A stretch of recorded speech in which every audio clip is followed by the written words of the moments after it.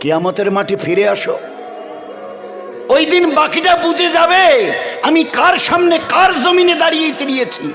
আল ইয়াউমা নাকতিমু আলা আফওয়াহিহিম, আমি কাল তোমাদের সবার ঝুপড়িওয়ালা কুরসিওয়ালা সবার জবানে আমি তালা লাগিয়ে দেব। নন ওয়ান ক্যান সে এনিথিং, কারো কিচ্ছু বলার হিম্মত থাকবে না। তালা লাগিয়ে দেব, তালা লাগিয়ে দেবো, এখানে মোহর লাগিয়ে দেবো। ওয়াতু কাল্লিমুনা আইদিহিম, তোমাদের হাত ওই দিন আমার সঙ্গে কথা বলবে। ওই যেমন ক্যাসেট এটা ওটা কথা বলে না, তো ওই দিন তোমাদের হাত আমার সঙ্গে কথা বলবে। এ হাত বলো তো আমার সঙ্গে। ওয়া তাশহাদু আরজুলুহুম, তোমাদের পা আমার সামনে দাঁড়িয়ে সাক্ষী দেবে। কি ব্যাপার? বিমা কানু ইয়াকসিবুন, যা যা তোমরা দুনিয়ায় করেছিলে।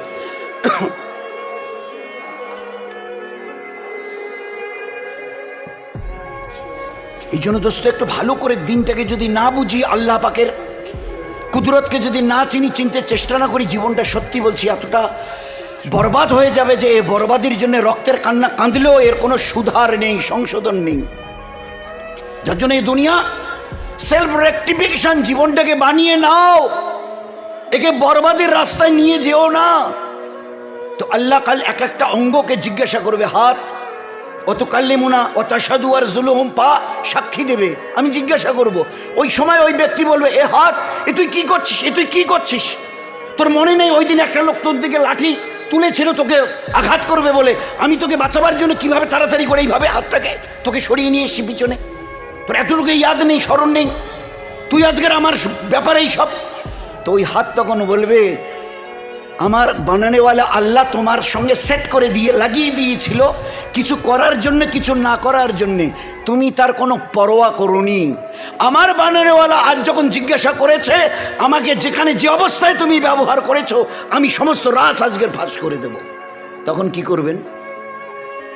ওয়া তাশহাদু আরজুলুহুম, তোমাদের পা আমার সামনে দাঁড়িয়ে সাক্ষী দেবে, তোমাদের চোখ আমার সঙ্গে কথা বলবে, তোমাদের কান আমার সামনে দাঁড়িয়ে কথা সমস্ত ফাঁস করে দেবে। সেদিন কোথায় যাব? এই জন্য দোস্ত, আল্লাহ পাক একটা জীবন দিয়েছে, আমাদের জীবন দিয়েছেন, যিনি আমাদের হায়াত দিয়ে পাঠিয়েছেন। আজ কত দুঃখের সঙ্গে কথা বলতে হয়। আজ আল্লাহর জমিনে দাঁড়িয়ে উন্নত মস্তকটাকে একটু ঝুঁকাবো, আমাদের বড় লজ্জা করে, বিবেকে বাঁধে, বড় বিবেকে বাঁধে। আল্লাহ জানতে চাইছে কি হয়েছে তোমাদের, যে আমার সামনে তোমাদের উন্নত মস্তকটাকে ঝুঁকাও না। আমার ইজ্জতের কসম খেয়ে বলছি, গোটা দুনিয়ার সমস্ত মখলুকের, প্রাণী জগতের মাথাকে আমি নিচুর দিকে করে সৃষ্টি করেছি, এক্সেপ্ট ইউর সেলফ। শুধু তোমরা যারা মানুষ হয়ে গেছো আমার তরফ থেকে, তোমাদের মাথাটাকে আমি স্ট্রেট সিধা করেছি। কেন? কেন? এই জন্যই এই উন্নত মস্তককে যতটা আমার কাছে নোয়াবে, ঝুঁকাবে, সেজদায় রাখবে, আমি আমার ইজ্জতের কসমকে বলছি, তোমাদের ইজ্জত দিন বা দিন আমি বাড়াতে থাকবো। তোমার দুনিয়াতে তোমাদের ইজ্জতের বুলন্দি হবে, আর আখেরাতে যেদিন আমার কাছে ফিরে আসবে, আমি আল্লাহ 8টা জান্নাতের দরজা খুলে দিয়ে তোমাদেরকে আমি আহ্বান জানাবো। এরই জন্য আল্লাহ আমাদের আজ পর্যন্ত দোস্ত, কত দুঃখের কথা যে আমরা পুরুষ হই, আমরা মা বোন হই, আজ 2 রাকাত নামাজ আমাদের এখনো বুঝে আসেনি। অথচ এই 2 রাকাত নামাজে কি ছিল না, বলেন কি ছিল না? আমি শুধু অল্প একটু খালি বলি, ভাই নামাজে ভিতরে বাইরে কতটা ফরজ? ওলামায়ে কেরাম বলেন যে 7, 6, 13টা, ওই যে আকাম আরকান 13টা। আচ্ছা, এই 13টার মধ্যে শরীর পাক, কাপড় পাক আছে কি না? শরীর পাক, কাপড় পাক, জায়গা পাক। শরীর পাক তার মানে কোথাও যদি কোনো কিছু খারাপ জিনিস লাগে, কালি ঠালি, ভালো করে সাবান দিয়ে ধুয়ে নিলাম, বাইরেরটা চকচকা হলো, শরীরের বাইরেরটা চকচকা হলো, ভিতরে যদি হারাম মাল ঢোকে, তো শরীরকে পাক করার আসল প্রথম ফর্মুলা আল্লাহ পাক শুনিয়েছেন, ইয়া আইয়ুহাল্লাযীনা আমানু কুলু হালালান তাইয়্যিব। ও ঈমানওয়ালা, ও দুনিয়ার ঈমানওয়ালি, আমার হাবিবের উম্মত উম্মতিয়া, ভালো করে শুনে নাও, শরীরকে পাক করবার জন্যে পাক জিনিস খেও, কুলু খাও, হালালান তাইয়্যিব, যে জিনিসকে আমি হালাল পাক পবিত্র করেছি তোমাদের জন্যে। লা তাকুলুর রিবা, সুদ খাইও না, ওটা হারাম, হারামার রিবা, এটা তোমাদের জন্য জায়েজ নয়। সুদ, ঘুষ, তো আল্লাহ পাক শুনিয়ে দিয়েছেন কি খেতে হবে আর কি খাওয়া যাবে না।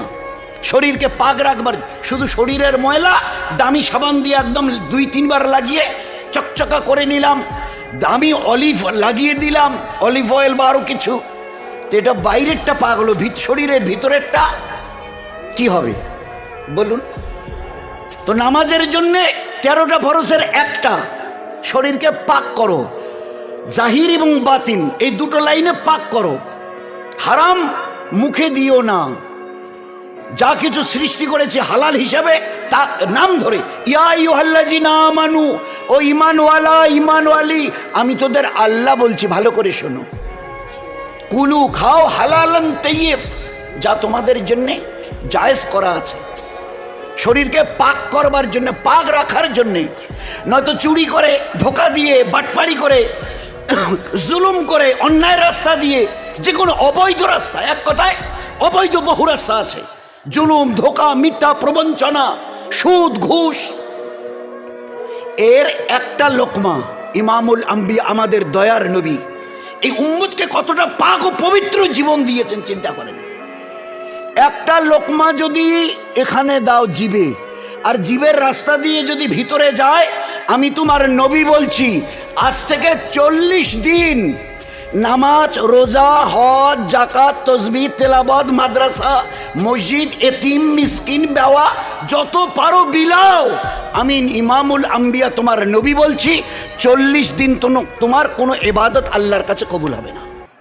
ভাই কতটা এক থালা খানার বিনিময়ে, ভাই কতটুকু এক থালা খানা, এক লোকমা, এর রেজাল্ট এই, এর নতিজাই এ কত খতরনাক। এ আমার উম্মত, খবরদার, জুলুম থেকে বাঁচো, অন্যায় থেকে বাঁচো। হ্যাঁ, ওয়াল্লাহু লা ইয়াহদিল কওমাজ জালিমিন, জুলুম করিও না, আমি আল্লাহ বলছি, আমি তোমাকে হেদায়েত দেব না। জুলুম করেনেওয়ালাকে কখনো আল্লাহ হেদায়েত দেয় না। ওয়াল্লাহু লা ইউহিব্বুল ফাসাদ, আমার জমিনে ফাসাদ করিও না, বিশৃঙ্খলা আমি আল্লাহ পছন্দ করি না। আল ফিতনা তো আশাদ্দু মিনাল কাতাল, ফিতনা করিও না আমার জমিনে। এ লোককে জবাই করার চাইতে বড় অন্যায়। জীবন কতটা পাক সাফ হতে হবে। তো শরীরকে পাক করো, হারাম মাল বর্জন করে, যত রাস্তা আছে, ধোকা, অন্যায়, জুলুম, সুদ, ঘুষ, এর থেকে শরীরকে পাক রাখার জন্য হালাল মাল আল্লাহ দিয়েছেন, এ খাও, হারামে হাত দিও না।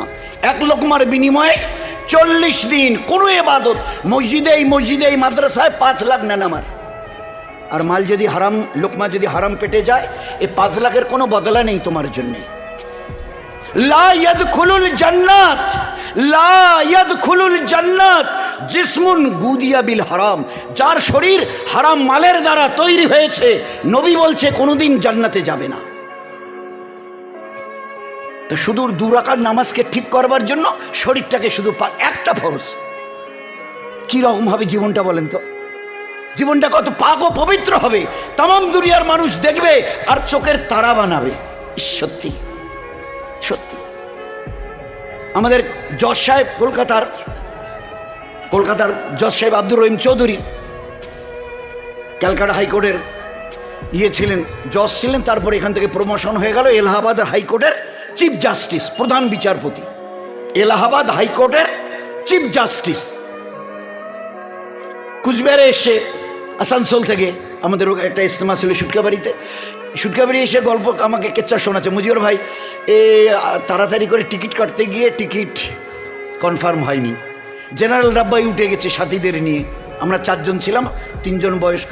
টিটি বেচারা এলো, বললাম যে স্যার একটু দেখেন তো যদি আমাদের একটু ব্যবস্থা, তো সবাই অল দেয়ার এজেড পার্সন, বয়স্ক সবাই, 70-75 বছর বয়স, একটু যদি, তো উনি বললেন যে ঠিক আছে আমি ব্যবস্থা করে দেবো, 200 করে লাগবে। তাই বললাম স্যার একটু দেখেন না, একটু বয়স্ক লোক তো, তাও 200 টাকায় 100, 100 থেকে 50, 50 থেকে নামতে আমাকে বললো 10 টাকা করে দিন, আমি ব্যবস্থা করছি।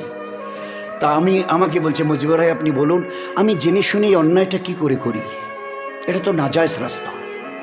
জীবন কতটা তৈরি হয়েছে, একটা বিইং এ জজ অফ দ্য সুপ্রিম কোর্ট, তাও আবার এলাহাবাদ হাইকোর্টের বিইং এ জজ অফ হাইকোর্ট, তিনি তখন এলাহাবাদ হাইকোর্টের চিফ প্রধান বিচারপতি। কিন্তু জীবনটাকে কি করে তৈরি করেছে বলুন তো। 10 টাকা ঘুষ দিলে 10 টাকা 4টা রিজার্ভেশন দিয়ে দেবে, বলছে যে না এটা আমার বিবেক মানল না, যে না একটু কষ্ট, একটা রাতের মশলা তো একটু কষ্ট করে যাই, কিন্তু জেনে শুধু অন্যায়টা ঠিক হবে না, আল্লাহর কাছে ফিরে যেতে হবে না বলুন তো মজিবর ভাই, ফিরে যেতে হবে না। দ্বিতীয় একটা কেচ্চা শোনাচ্ছে, মানে এগুলো সত্যি মানে সোনার অক্ষরে লিখে রাখবে। উনি গাড়ি নিয়ে অফিসে যাবে, কোর্টে, ওনার বিবি সেজে গুজে তৈরি হয়ে আছে। তো যখন উনি ঘর থেকে গিয়ে বিল্ডিং থেকে বেরোচ্ছেন, বিবি বলছে শোনো তুমি তো ওই অফিসে যাচ্ছ, এই কোর্টে যাচ্ছ, তো ওই আমি একটু ডাক্তার দেখাবো ভাবছি, তো তোমার ওই রাস্তায় ওই যে ডাক্তারকে দেখাবো একদম হাই রোডের উপরেই, তো তুমি ওই রাস্তা দিয়েই না যাবে, তো আমাকে ওখানে ড্রপ দিও, নামিয়ে দিয়ে তুমি চলে যেও, আমাকে ওখানে নামিয়ে দিয়ে আলাদা করে তো আর রাস্তায় যেতে হবে না এদিক সেদিক, তুমি যে রাস্তা দিয়ে যাও ওই রাস্তায় ওই ডাক্তারের চেম্বার, একটু ডাক্তারকে দেখি আমি পরে চলে আসবো, তো তোমার গাড়িটাকে আমাকে নিয়ে যাও, ওখানে নামিয়ে দিই, তুমি কোর্টে চলে যেও। আমাকে বলছে মজিবর ভাই আপনি বলুন তো। আমি তখন ওকে বললাম, অনেকক্ষণ চুপ করে থাকতে হয়েছে, এই আল্লাহ এখনও কি তাহলে সত্যিকারের দিন আমাদের কাছে আসেনি? আমাদের বাড়িতে, আমাদের ঘরে, আমাদের পারিবারিক জীবনে সত্যি কি এখনও দিন আসেনি? আমার বিবি এটা আমি বুঝতে পারছি না কী করে সে এভাবে অ্যাপ্রোচ করলো, এই কথাটা ও কি করে আমাকে বলল। অনেকক্ষণ চুপ থেকে আমি এবারে বললাম, হ্যাঁ গো তুমি এই কথাটা আমাকে বুঝে সুঝে বলছো? সত্যিকারের বলো না, তুমি এই কথাটা আমাকে বুঝে সুঝে? তো ও একটু চুপ করে থেকে বলছে, ও হ্যাঁ হ্যাঁ সত্যি তো বলার তো ঠিক, তুমি যাও, আমি একটা গাড়ি দেখে আমি এখন চলে যাব। আমাকে বলছে মজিবুর ভাই তুমি বলে, আপনি বলেন, আমি যে গাড়িটা ব্যবহার করছি এটা সরকার আমাকে দিয়েছে সরকারি কাজের জন্যে, আমার ওই গাড়িতে আমার বিবিকে নিয়ে যদি আমি রাস্তায় নামিয়ে দিয়ে চলে যাই, কিয়ামতের ময়দানে আল্লাহ যদি জিজ্ঞাসা করে ও আব্দুর রহমান, আব্দুর রহিম, উনার নাম জস আব্দুর রহিম শেখ, আব্দুর রহিম, আমি ওই দিন কিয়ামতের ময়দানে আল্লাহকে কি জবাব দেবো? যদি বলে যে আব্দুর রহিম জস, ওই তোমার বিবিকে গাড়ি থেকে যে নিয়ে গেছিলে, তোমার ওই বিবির পার্সোনাল কাজের জন্য গাড়ি দিয়েছিল সরকার, জীবনটাকে কিভাবে তৈরি করেছে। তো আল্লাহ একটা জীবন, যে নামাজ 2 রাকাত, কি বুঝেছি আমরা? 2 রাকাত নামাজ পড়তে গিয়ে 13টা ভিতরে বাইরে ফরজকে ঠিক রাখতে হবে, একটা ফরজ, শুধু একটা ফরজ কি, শরীরকে পাক রাখতে হবে। এ মানুষটা দুনিয়াতে কোথাও জুলুম করবে, অন্যায় করবে, ধোকা দেবে, বেঈমানি করবে, বাটপাড়ি করবে, বলুন না, সুদ খাবে, ঘুষ খাবে, বলুন, যে আমি যদি শুধু একটা জায়গায় একটা ফরজকে যদি আমি ঠিক রাখতে না পারি, আমার এই ইবাদত কেন, বাকি ইবাদত আমার এক লোকমার জন্য 40 দিন, 40 days। This is not a matter of joke, this is not a matter of joke. এটা সামান্য জিনিস নয়, শুধু 2 রাকাত নামাজকে সই করবার জন্য। ফের 2 রাকাত নামাজকে তৈরি করে একবার হাত উঠাও, কুল কায়নাতকে আল্লাহ হেলিয়ে দেবে। সালাম ফেরার পরে হাত উঠাও, ফের দেখো আল্লাহ তোমাকে দিয়ে কি করিয়ে দেয়। আল্লাহ দেখিয়ে দিয়েছেন, শুনিয়ে দেননি, আল্লাহ দেখিয়ে দিয়েছেন। ওই নামাজ কাজ আমরা কতটা বুঝেছি? আমরা, আমাদের মা বোনেরা, ওলামায়ে কেরাম বলেন, হুজুর আকরাম সাল্লাল্লাহু আলাইহি ওয়াসাল্লাম দুনিয়া থেকে চলে যাচ্ছেন, মা আয়েশার কোলে তার মাথা, মা আয়েশা রাদিয়াল্লাহু আনহার কোলে তার মাথা মোবারক, হুজুর মা আয়েশার কোলের। তো হুজুর সাল্লাল্লাহু কিছু কথা বলার পরে ফের আস্তে আস্তে কথাগুলোর ভলিউমটা কমে গেল, ঠোঁট নড়ছে। মা আয়েশা বলছে, আমি কি, নিশ্চয়ই আল্লাহর নবী কিছু বলছেন। তো আমি আমার কানটাকে নবীজির মুখের কাছে নিয়ে গেলাম, মুখ মোবারকের কাছে, যাতে কথাগুলো আমি শুনতে পারি। তো ওই অবস্থায় যখন আমি আমার কানকে নবীজির মুখের কাছে নিয়ে গেছি, দেখি ওই অবস্থায় ফিস ফিস করে বলছে। তখন আজরাইল দাঁড়িয়ে হাত বাড়িয়ে দিয়েছেন, এবারে রূপ। আর তার আগের কেচ্ছাটা আরো বড় মর্মান্তিক, যে উম্মত আজ নবীজিকে ভুলে গেছি, মৌতের ওই সময় আজরাইলকে চোখে দেখেও তিনি আমাদের ভোলেননি। আজরাইল আলাইহিস সালাম হাত বাড়িয়েছে, হুজুর আকরাম সাল্লাল্লাহু আলাইহি ওয়াসাল্লামের রূহ মুবারককে বার করবে, যখন একটু হাত বাড়িয়ে এইভাবে এই রকম করেছে, বুঝতে পারছে মৌতের কষ্ট কাকে বলে। বলছে, এই আজরাইল, আমার একটা কথা, বাস একটা কথা। তো এই, হ্যাঁ বলুন। বলছে, এই আজরাইল, এই রূহকে বার করতে গিয়ে যে কষ্টগুলো হবে, আর तमाम কায়নাতের আমার উম্মতের রূহ তুমি বার করবে, আর পুরুষ এবং মেয়ে ছেলে আমার উম্মতিয়া এদের রূহ বার করতে গিয়ে ওদের যে কষ্টটা হবে, যত কষ্ট তারা পাবে, সমস্ত কষ্ট আমার উপরে চাপিয়ে দাও। আমার উপরে সমস্ত কষ্ট চাপিয়ে দাও আর আমার উম্মতকে তুমি রেহাই করে দিও। রূহ যখন বার করবে তারা যেন আর কোনো কষ্ট না পায়, সমস্ত কষ্ট আমার উপরে মুসাল্লাত করো। কত বড় দয়ার নবী, মৌতের ওই টাইমেও আমাকে স্মরণ করেছে। আমি তাকে আজকের স্মরণে রাখতে পারিনি, ভুলে গেছি। তো এই অবস্থায় মা আয়েশা রাদিয়াল্লাহু আনহা বলছেন, আমি আমার কানকে হুজুরের তো দেখি ফিস ফিস করে দুটো কথা বলছে, দুটো। ইয়া রফিক আলা বলার আগে, এ আমার দোস্ত আমি যাচ্ছি, তার আগে ওই শেষ কথা দুটো আমি শুনেছি, একটা হচ্ছে নামাজ, একটা হচ্ছে গোলাম। এ আমার উম্মত, ইয়া আমি দুনিয়ার থেকে চলে যাচ্ছি, তোমাদের জন্য রেখে যাচ্ছি, নামাজকে কখনো ছাড়িও না, নামাজকে কখনো ছাড়িও না, নামাজকে কখনো ছাড়িও না। নবীজির জীবনের বিদায়ের শেষ কথা, এ আমার উম্মত আমি চলে গেলাম, তোমাদের জন্য রেখে গেলাম, এ নামাজকে কখনো ভুলিও না, এ নামাজকে কখনো ছাড়িও না। আজ উম্মতের অবস্থা, সমস্ত আমালের খবর, হজ, যাকাত, তাসবিহ, তেলাওয়াত, দান, খয়রাত, আখলাক ওগেরা, সমস্ত আমালের খবর আল্লাহ জিবরাইলকে দিয়ে পাঠিয়েছেন, শুধু একটা আমাল বাদ দিয়ে। আল্লাহ পাক যখন ইরাদা করেছেন আমি আমার হাবিবের উম্মতকে নামাজ দেব, তখন জিবরাইলকে ডেকে বলেছে একটা আমাল আমি আমার নবীকে তার উম্মতের কাছে পৌঁছাবার জন্য ইরাদা করেছি দেব। এ জিবরাইল, সমস্ত খবর তুমি নিয়ে যেতে পারো, কিন্তু এ খবরটা তোমাকে দিয়ে পাঠানো মুনাসিব ঠিক হবে না, এটা তুমি নিয়ে যেতে পারবে না। আমার নবীকে আসমানে আমার কাছে, সাত আসমানের উপরে আমার কাছে নিয়ে আসো, একটা আমাল। সমস্ত আমালকে জিবরাইলকে দিয়ে, মুসলমানের জীবনের সমস্ত আমালকে জিবরাইলকে দিয়ে আল্লাহ পাঠিয়েছেন, এক্সেপ্ট সালাত, শুধু নামাজ বাদ দিয়ে। জিবরাইল যাও আমার নবীকে আসমানে আমার কাছে পৌঁছাও, আমি নিজে হাতে তাকে দেব, একটি আমাল, এই নামাজ। ওলামায়ে কেরাম বলছেন স্বামী স্ত্রী মিলেছেন বলে হ্যাঁ, শরীর বলে নাপাক, এই অবস্থায় পানি তালাশ করছে দুজনে মিলে, পানি খুঁজতে খুঁজতে দেখে আর 3-4 মিনিট, 2-3 মিনিট দেরি করলে নামাজ কাজা হয়ে যাবে। শরীয়ত বলছে ওই অবস্থায় জমিন থেকে একটা মাটির শুকনো ঢেলা তোলো, তায়াম্মুম করে নাও, আর ওই অবস্থায় নামাজে দাঁড়াও, কবুল আল্লাহ করে নেবে, কিন্তু কাজা করার হুকুম নেই। পেশাব পায়খানা করেছে, পানি তালাশ করছে, কুলুক নিয়েছে, পানি খুঁজছে, পাক হতে হবে। পেশাব পায়খানা পুরুষ হোক মেয়ে ছেলে হোক, করতে করতে দেখে আর একদম নামাজের শেষ সময় এসে গেছে, 2-3 মিনিট, আর যদি আর একটু দেরি করি পানি খুঁজতে গিয়ে তো নামাজ কাজা হবে। শরীয়তের হুকুম, ওলামায়ে কেরাম কি বলছেন? শরীয়তের হুকুম ওই অবস্থায় জমিন দিয়ে একটা মাটির ঢেলা তুলে নাও, তায়াম্মুম করে আল্লাহর ভয়ে ভীত হয়ে নামাজে দাঁড়াও, আল্লাহ কবুল করে নেবে। খবরদার কাজার কথা মনে আনিও না। মা তার বাচ্চা প্রসব করছে, মায়ের ভিতর থেকে একটা বাচ্চা, তার কিছুটা অংশ বার হয়ে এসছে, কিছুটা অংশ বাচ্চার বের হয়ে এসছে, এখনো রক্ত আসেনি। শরীয়ত বলছে ওই অবস্থায় মায়ের হাতে একটা মাটির ঢেলা দাও, আর তাকে বলো তায়াম্মুম করে নিয়ে, উনি তো শুয়ে আছেন, চোখের ইশারায় যেন নামাজ পড়ে নেয়, উনি যেন কাজা না করেন। নামাজ এত বড় দামি আমাল আল্লাহ দিয়েছিল, আসমান জমিনকে হেলিয়ে দিতে পারে। আমার আপনার 2 রাকাত নামাজ।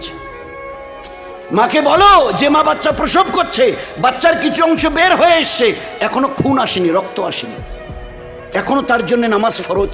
ওই অবস্থায় তায়াম্মুম করে নামাজ, অথচ সবাই জানিয়ে বসমার আমরা আমাদের মা বোনেরা, নামাজ দাঁড়িয়ে পড়া ফরজ, নামাজের একটা ফরজ দাঁড়ানো। তবে আমি যে দাঁড়াতে পারি না, মাথাটা চক্কর দেয়, তাহলে বসে পড়ুন। তাহলে আমি যে বসে পড়তে পারি না, পুরো শরীর কাঁপে, তাহলে শুয়ে পড়ুন। তা আমি যে শুয়ে এবারে অন্ততপক্ষে আল্লাহু আকবার বলে হাতটা তো অন্তত এতটুকু তুলতে হবে নিয়ত বাঁধবার জন্যে, তা আমি যে হাত নড়াতেই পারি না। শরীয়তের হুকুম ওই অবস্থায় হাত তোমাকে তুলে নিয়ত বাঁধতে হবে না, চোখের ইশারায় তুমি নামাজ পড়ে দাও, আল্লাহ কবুল করে নেবে। হায় হায় হায়, সেই উম্মত আজ নামাজ থেকে খালি হয়ে আছে। নামাজের হাদিস, আসসালাতু মিরাজুল মুমিনিন, নামাজ হলো আমার হাবিবের উম্মতিয়া পুরুষ মেয়ে ছেলেদের জন্য আল্লাহর সঙ্গে মোলাকাত। আসসালাতু মিরাজুল মুমিনিন, নামাজকে মেরাজ বলা হয়েছে কেন?